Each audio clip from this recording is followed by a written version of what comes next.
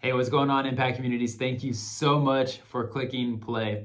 Hey, let me encourage you, if you have not had the opportunity to watch this past weekend's message from Pastor Josh, make sure to go and do that, because this past weekend he continued on in this series that we've been in called Rethinking Church.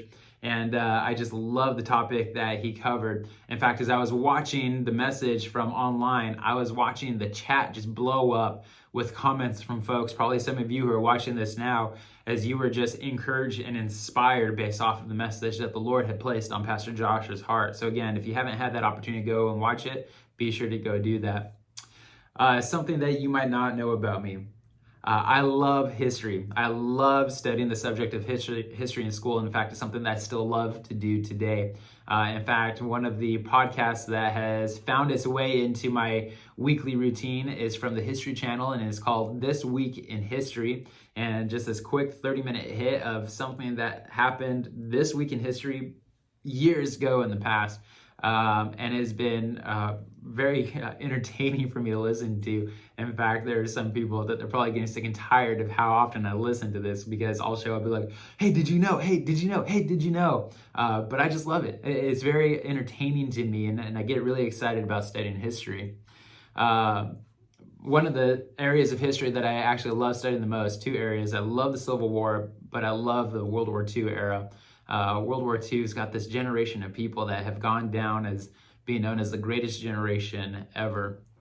And in fact, I love the stories of history so much that when I watch movies, my favorite movies to watch are those based off of true stories because of the history that surrounds it. But I love watching World War II movies and just the stories that are captivated in there, these stories of men and women who went off and did amazing things, and they acted out of selflessness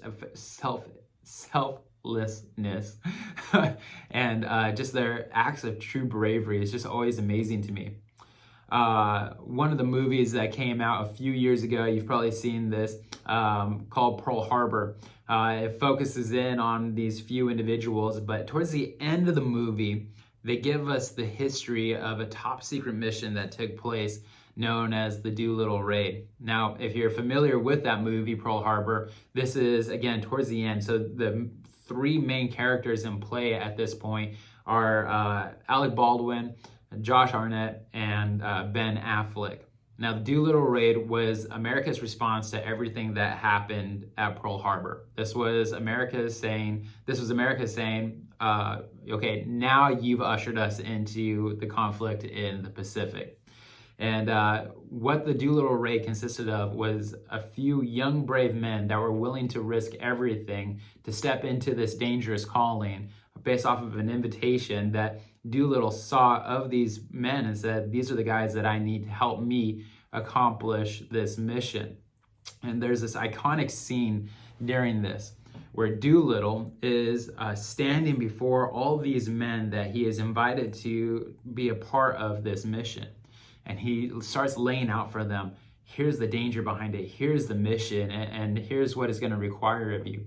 And he basically says to them, now there's no shame if you want nothing to do with this. If the task is too much for you, I completely understand.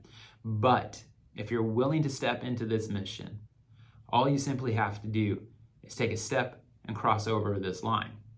And now the camera angle in the movie pans down to this line that is laid out before all these men. And you see this moment where every single foot takes a step forward, crossing over that line and stepping into this dangerous mission that they were all just called into.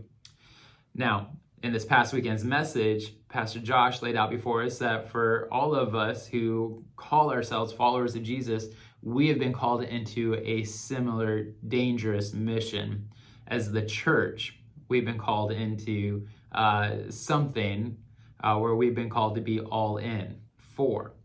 Now, the Greek word for church is ekklesia, and the root word in there is ekkaleo, which means called forth ones. So that being said, the call to the Christian lifestyle was never meant to be one of comfortability and passivity, but it was actually a call to be action-oriented, to move forward, to advance the kingdom of God, to step into the mission that Jesus has called us all out for. It's what I love to call we've been called to storm the gates of hell so we can plunder hell, populate heaven. Again, because we were never meant to sit on the sidelines and watch the mission unfold. We were always called to be a part of that mission. Now, to be fair, it is a dangerous calling to be all in. To the people around you, you might look different, you might talk different, you might act different. But when we accepted that invitation to join the mission and we stepped over that line ourselves, we made the choice to be a part of something bigger than ourselves. We have been, throughout this series, talking a lot about impact communities, and I've just loved hearing story after story of people who they've felt this stirring from the Lord inside them, saying, man, I know that this is something that I was supposed to be doing for such a long time. I just didn't know what that looked like, what it meant.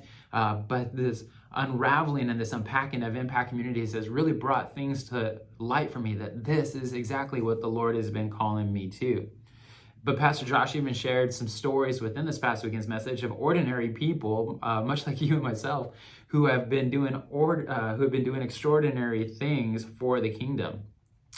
And so with that being said, this is how I would love to set you off into your discussion time with this question. And it's simply this: how dangerous are you willing to be? That's it. How dangerous are you willing to be? Knowing that being all in will require more than you initially thought. Are you still willing to cross over that line and step into the opportunity that God had in mind for you all along? Are you willing to be all in? How dangerous are you willing to be? Now, while it might be a dangerous calling to be all in, the truth is that it's more dangerous for others if we are to never step over that line and into the dangerous mission that Jesus has called us to be a part of. It's more dangerous for others, for us to not be all in. Let that sink in for a second. Man, I'm super encouraged by all of you. Please know that I'm looking forward to hearing about your discussion time and what amazing things were brought up in that discussion. Know that I'm praying for you, and I can't wait to see you next week. God bless.